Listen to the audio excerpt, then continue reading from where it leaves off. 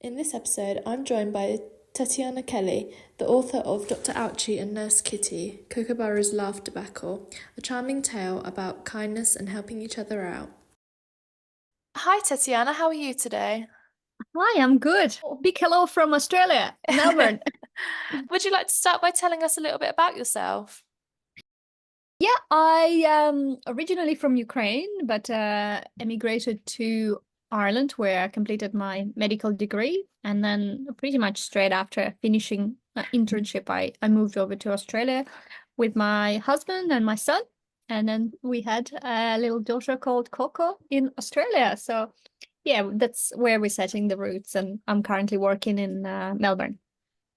Lovely. So today we're talking about your book, Dr. Ouchie and Nurse Kitty, Kookaburra's Laugh Debacle. So the story revolves around Kookaburra losing his laughter. How did you come up with this creative dilemma for the characters? Well, Kookaburra is a very classic Australian bird with a very distinctive laughter. And I thought that losing this laughter would be very tragic for the whole of the Australia. And on the other hand, laughing at someone could also be devastating for that individual. So I thought it would be a perfect marriage of these two concepts, combining the famous laughter and the concept of laughing at someone and making into a story. And I always wanted to bring a moral message for kids in any of my books. So this was one of them. As you said, the book has a strong moral message, particularly about kindness and avoiding laughing at other people. Why was this such an important lesson for you to incorporate? As children, most of us either experienced or witnessed bullying, and unfortunately, the figures are rising in schools. While the book is, targeting preschoolers and early schoolers, I'm hopeful that the message of kindness and not laughing at others will be remembered throughout the years by these children, and thus hopefully will decrease the bullying figures in the future in schools. Yeah, I think it's such an important message to give children so early, so they're continuing their learning as they get older. Because obviously, bullying is such a horrible thing and it is prevalent in schools. So I think your book is really important for children to learn how to treat others. Yeah, with kindness, it's the message that runs through all of my books, and I think hopefully this message will be carried through by kids everywhere, and not just in Australia, but throughout the world. Yeah, definitely. And I think having the book based in Australia is even interesting for other children in different countries. For example, like in England, I don't believe we have kookaburras, so it's kind of introducing a new animal to these Yeah, children, so that gives it another angle that's interesting for them. yeah. Well, kingfisher is the closest relative of kookaburra, so that you have a version, a Yeah. cousin. Oh, I didn't know that. That's interesting. So, how do Dr. Ouchie and Nurse Kitty differ from other characters in children's books, especially in how they handle problems and help others? Well, Dr. Ouchie and Nurse Kitty are problem solvers. They don't dwell on issues, and they always respond to calls for help. Unlike other characters, Dr. Archie carries a doctor's bag with everything that you will ever need for any disaster, from a stethoscope to a microscope, from scissors to tweezers, and even a little bit of popcorn for Nurse Kitty or anyone else who needs to munch. I can see on the cover there's such a cute illustration of Nurse Kitty with her popcorn. It's all spilling out. I love it. Yes. It's a bit like a Mary Poppins bag. She kind of can just pull things out that you wouldn't even fit in the bag. It's cute. Exactly. Yeah. Anything that you could ever think, it's probably in that bag. As you're both a doctor and a mother, how did your professional background and personal experiences influence the creation of these characters? As a mother, I always looked for a new great book for my kids, bedtime stories, and they loved very bright and colorful pictures, picture books that had just enough of text to kind of still keep the very strong attention for that bedtime story when they're getting already tired, but enough in the humor that will keep them entertained. So all of the books that I read to my kids over many years more inspirational, and the characters that they loved and adored were usually the animals characters, because they would have some cuteness to them, and that brings again a message of kindness, because kids normally very kind and caring when it comes to an animal. And I just thought this would be a great inspiration to bring a doctor who looks after animals, and then the nurse helps to link the doctor with all the animals who are in trouble. I also feel like the animals speaking to Dr. Ouchie, I feel like that gives quite a like whimsical element for the children, like the animals speaking to people. It kind of gives them more of a interesting Yeah, story to fairy tale, read. exactly. Yeah. Yeah. But that's the language that kids understand. That's that fairy tale world that they're so enchanted, and I guess you can, tap into that imagination as well at that such young age. Yeah, I'm looking in the book at the moment, and like in the very back of the book, there's a lovely illustration of all the children sitting in the forest with the animals. And it's just like a really nice way to integrate the communication between them both. Because obviously, we can speak to animals and we have pets that we speak to, but it's like there's like kind of like a porcupine here that the children are sitting with, which isn't an animal you would usually think to speak to. So I think it's nice. It kind of opens their imagination. Correct. Yeah. And I guess Australian fauna is so different to European fauna that I'm, familiar with and I grew up with. So I thought Australian animals would be great characters to introduce to, kids internationally as well, so that they learn something new as well, besides the classic koala and a kangaroo. Yeah, like I was mentioning earlier, like the kookaburra, I've never seen a kookaburra personally, and I'm sure many children that will read this won't have. So it'll be really nice for them to see new animals that they've never kind of encountered before in a Yes. story. Moving on from that, could you tell us about the illustrations in the book that were done by Kat Soper? Yeah. So Kat is great. It was very easy to collaborate with her from the get-go. She was well loved and still loved by the artistic society in near Sydney. So it's the state called New South Wales, and Hmm. they have beautiful Central Coast. That's where Kat is from, and that's where I met her first time. And we created a storyboard with very rudimentary creatures based on the story, and then she very cleverly came up with illustrations and the characters for both main characters and some of the other creatures in the book. And her illustrations are always very colorful, and her attention to fine detail. You could see the tiny little beautiful illustrations in even in tiny little corners and shady spots. You can still find something interesting that your eye catches. And yeah, Kat, we still talk to each other, and any new ideas that I might have, we bounce off each other, and she helped greatly to create this book and in the state that it's at final stage. Yeah. Yeah, I think the illustrations are really magical. Like, even the detail in the grass is so intricate. Like, there's darker patches with all the little spots everywhere. I just think the style is so unique. It's not something that you see very often, but it's very like whimsical, like I said. And I also love Yeah. how Nurse Kitty is pink. It kind of makes her, and it shows you that she's an important character because the rest of the animals are sort of very traditional in how they look. The bunnies are brown Mhm. and Nurse Kitty's pink, so it shows you that she's like the main character, which I think is really cute. Yeah, indeed. I love all those characters, and it was such a pleasure creating them from scratch. If you can imagine me trying to draw a stick man for for Dr. Ouch and Nurse Kitty, and yeah, it was great to actually see them come to life when she gave me the illustrations for final book pages. Yeah. Do you have a favorite illustration in the book? I think all of them are great, but maybe the bag with which is the spread over like double page, and all the instruments are labeled as almost like a tongue twister if you're trying to label it and read it really quickly. Yeah, in a magical, again, that whimsical fashion, as you start on one end and finish on the other side of the page. Yeah, I like on this page how you start at the top of the left page and then you kind of you read from the bottom up on the right page. I think that's Yeah, really like in a circle. Yeah, yeah, it's or really stairwell. unique. Hmm.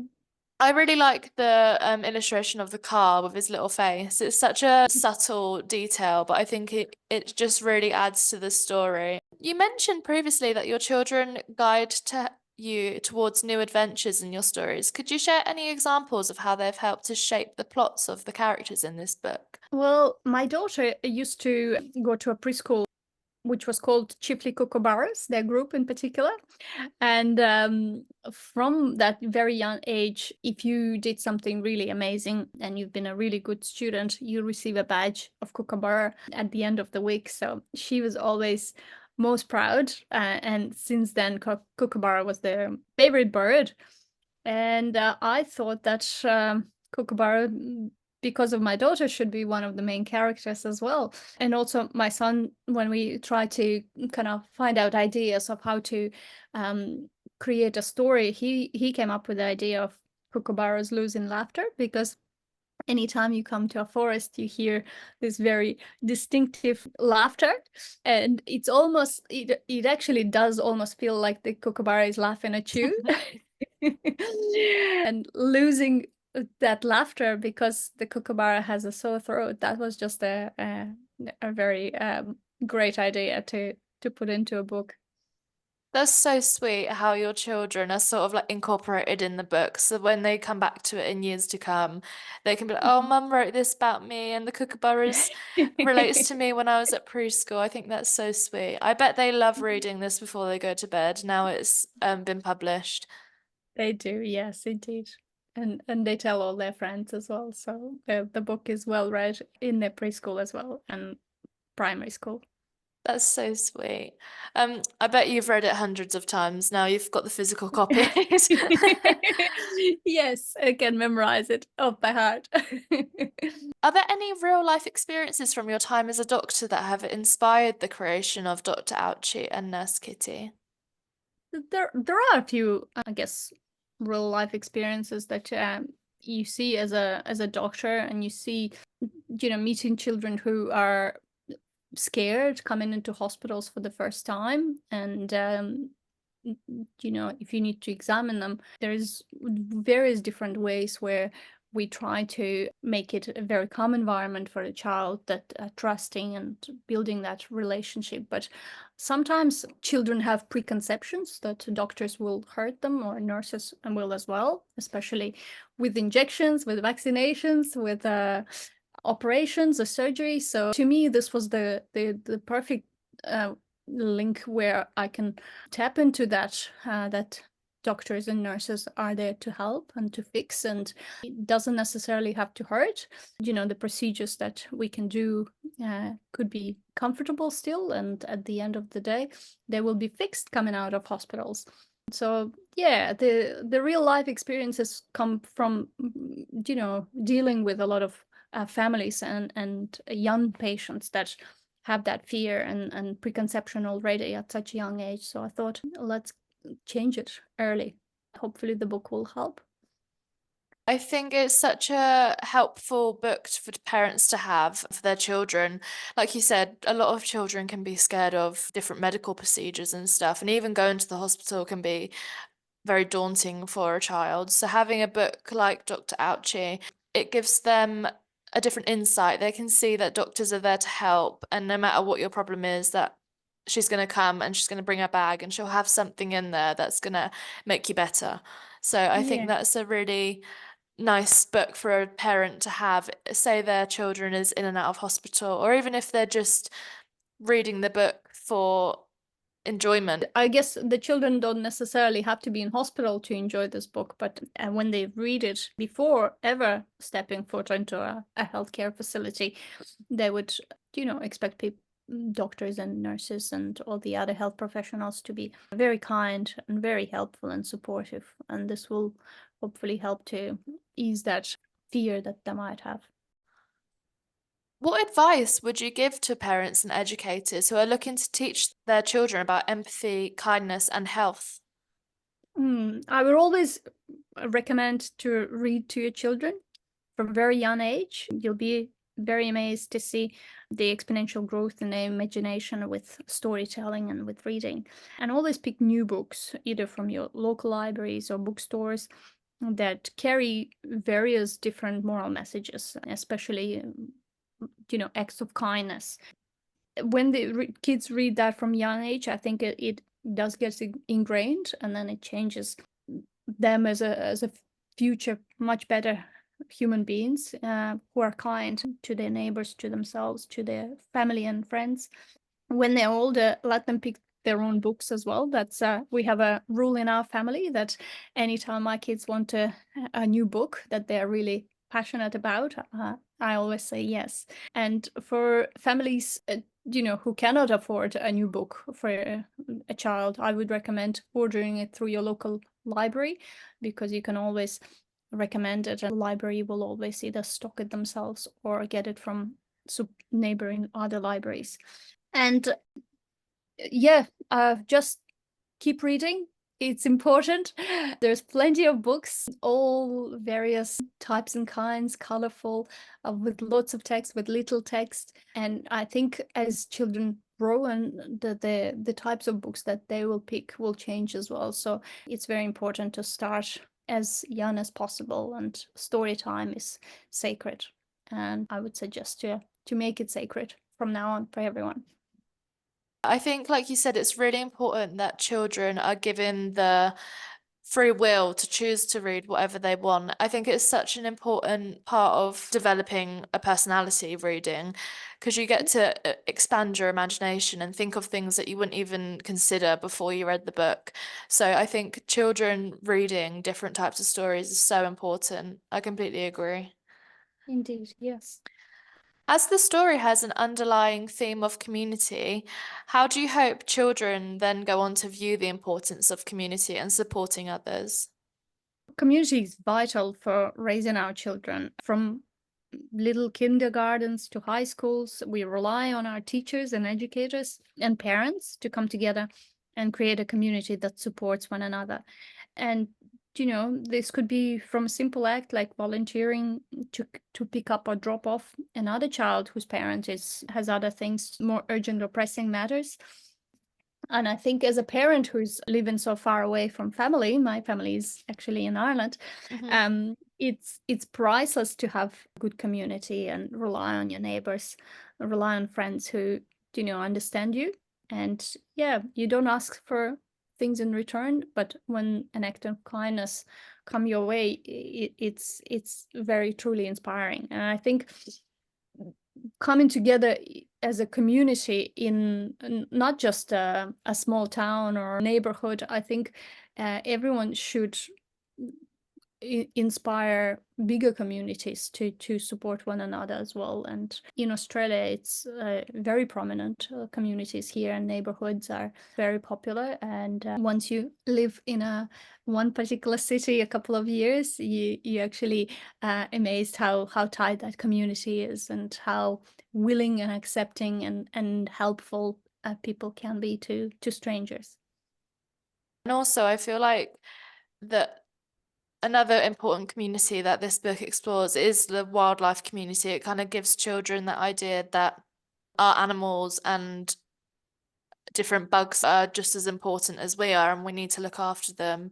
So I think that's another really important community that the book promotes. Yes, exactly. Most of us have pets or know a family member or friend with a pet. And it's amazing how much our pets can bond the community together. So from going to a walk in a park where everyone lets their dogs run freely, and the conversation starts flowing. And before you know it, you're meeting for a coffee with these people the following week. So yeah, I think it's great that we have pets that can bring us closer together. Yeah, and even like spiders and snakes and stuff, animals that people would usually find scary, especially being in Uh-huh. Australia. I'm sure you see a handful every day. But it's teaching children to be kind to those animals that even might be a bit scary to them. Yeah, exactly. We just learn to live with them, and they have their habitat, and you try not to disturb them in their natural habitat, and yeah, then it should be okay. But there's plenty of wild animals that live in Australia, and the scariest ones are here as well. So you just know where not to go, basically, and that way you're safe. Yeah, we don't quite have that in England. Our spiders are about the size of a coin usually, and if they're any bigger, I'm running. Yeah. Do you have any more plans for Dr. Ouchie and Nurse Kitty? And if so, can you share a hint to what's coming? Oh, I have a bag full of them. There's plenty of ideas, and another book is already written, but I'm hoping to publish maybe next year.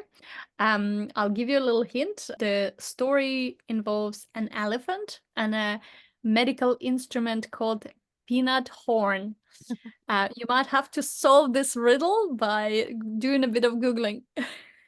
Okay, that I'll have to have a look into that. That sounds really exciting.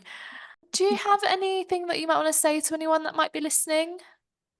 Just go to your local library if you haven't registered yet and pick up as many books as they will allow you. And if you're a parent, just bring your children and let them pick as many books as they find interesting. It's amazing what will come from this. And hopefully one of the libraries in UK will have my book. If it's not there, just maybe request with the librarian or suggest it for a purchase. And hopefully that'll change how the child looks at laughing and bullying, and hopefully it'll bring a little bit of laughter at that bedtime story as well. Lovely. Thank you so much. It's Thank been you. lovely to speak with you today. Likewise. Thank you so much for today. Thank you for listening to the latest episode of Untold Chapters. If you're watching on YouTube, don't forget to like, comment, and subscribe. And if you're listening on Spotify, please follow and give this episode a 5-star review. There'll be a link in the description to purchase this title.